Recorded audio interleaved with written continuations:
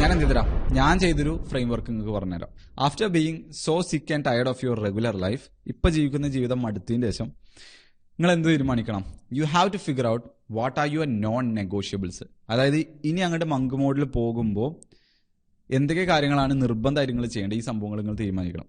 India കേസിലാണെന്നുണ്ടെങ്കിൽ ഞാൻ പറഞ്ഞുതരാം, അതിന് മുമ്പ് ആ നെഗോഷ്യബിൾസ് പറയുന്നതിന് മുമ്പ് നിങ്ങൾ അതിന്റെ പീരിയഡ് തീരുമാനിക്കണം. മങ്ക് മോഡിന്റെ എത്ര ദിവസമാണ് നിങ്ങൾ സ്പ്രിന്റ് ചെയ്യുന്നത്, എത്ര ദിവസമാണ് നിങ്ങൾ റെസ്റ്റ് എടുക്കണം എന്നുള്ളത് ക്ലിയർ ആയിരിക്കണം.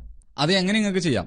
എങ്ങനെയാലും ഒരു ഏകദേശം ഒരു 80-20 അല്ലെങ്കിൽ 70-30 എന്നുള്ള പ്രപ്പോർഷനിലേക്ക് ചെയ്യാം. 70% നമ്മൾ സ്പ്രിന്റിലായിരിക്കും, ഒരു 20-30% നമ്മൾ റെസ്റ്റിലായിരിക്കും. റെസ്റ്റ് എന്ന് പറഞ്ഞു കഴിഞ്ഞാൽ എൻജോയ്മെന്റ്.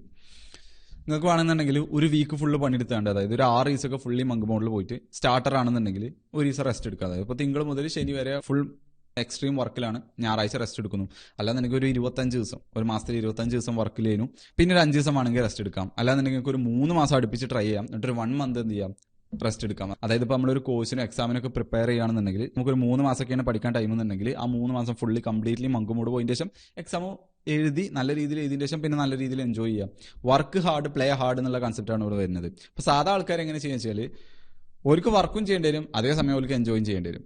ഇത് രണ്ടും കൂടി അവർ മിക്സ് ചെയ്യും. എന്നിട്ട് എൻജോയ് ചെയ്യാൻ പോകുമ്പോൾ പോലും ചിന്തിക്കുന്നത് ഞാനിപ്പോൾ വർക്ക് ചെയ്താൽ മതിയിരുന്നു, വർക്ക് ചെയ്തില്ലെങ്കിൽ കുറച്ച് മെച്ചമുണ്ടായിരുന്നു.